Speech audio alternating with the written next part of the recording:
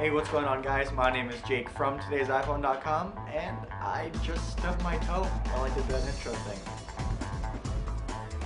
Anyway, okay, so the first thing I want to tell you guys about is this week in Germany, Motorola filed an injunction against Apple that basically forced the company to take down all 3G capable devices from their online store except the iPhone 4S because of some hardware difference or something.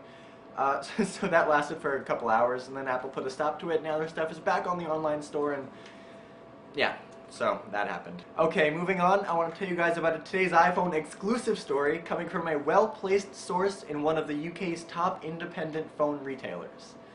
It took me like 7 tries to say that. So this anonymous source claims to have information that both the next iPhone and the next Galaxy S, which would be the Galaxy S3 I think, will have a Liquipel coating on the inside and outside, making them basically waterproof. Now keep in mind that at this point this is just a rumor, but it would be super awesome just because water damage is one of the most common iPhone afflictions, and it's not really covered under any Apple insurance because it's so common, so it'd be great if customers had a sort of safeguard against that in the future. But like I said before, Apple does tend to make a lot of money from people having to pay to repair water damage since they don't cover it.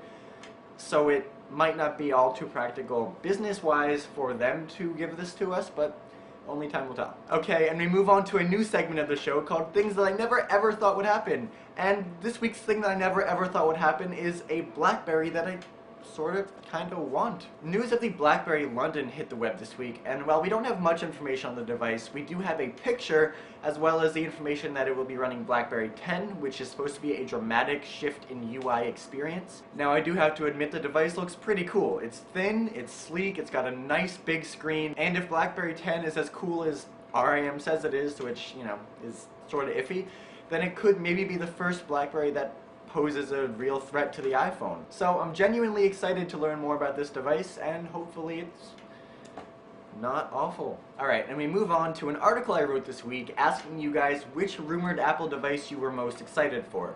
The Apple HD TV, the iPad 3, or the iPhone 6. And there are a bunch of comments on the article, but none of them really answer my question. All of them are a debate about why the iPhone 6 is called the iPhone 6, or should it be called the iPhone 5 or the iPhone 8 or whatever. So I thought I'd just clarify real quick. The first generation iPhone is number 1. The iPhone 3G is the second generation iPhone. The iPhone 3GS is the third generation iPhone. The iPhone 4 is the fourth generation iPhone. The iPhone 4S is the fifth generation iPhone. So the next iPhone, whatever it's called, will be the sixth generation iPhone, which is why I've been calling it the iPhone 6. If you look at it a different way, the iPhone 4, which is the fourth generation iPhone, had the A4 processor in it. The iPhone 4S, which is the fifth gen, has the A5 processor in it. And in all likelihood, the iPhone, whatever the next one is, will have the A6 processor in it. So it is the sixth generation, regardless of what they call it. I don't think they'll call it the iPhone 5 because it wouldn't really make much sense to call the sixth generation iPhone the iPhone 5. But regardless, that's that. Alright, and finally, I have a couple iPad 3 stories for you guys. The first one comes out of BGR, and they claim that somebody with an iPad 3 prototype contacted them and sent them some pictures of a screen running a debug tool called iBoot with information about the iPad 3. The first bit of information is that there will be 2 versions of the iPad 3, a Wi-Fi only version, and then a version that can connect to GSM, CDMA, or 4G LTE networks, which would be nice. And then the second bit of info is just that it will be running the A6 processor, which would be a quad-core processor, which is also nice. And the second story that I have for you is that the iPad 3 is possibly set to launch in March.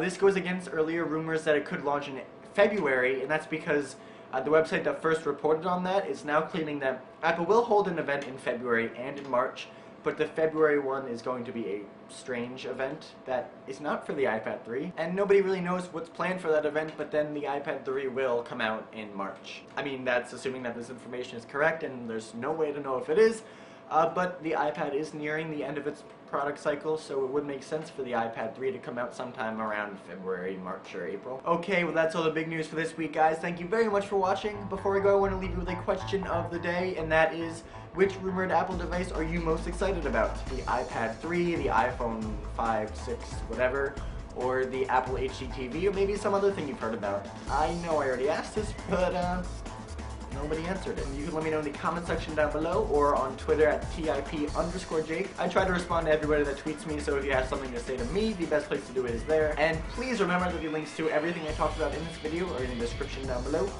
And as always, for more news, views, and reviews, definitely check out today'siphone.com.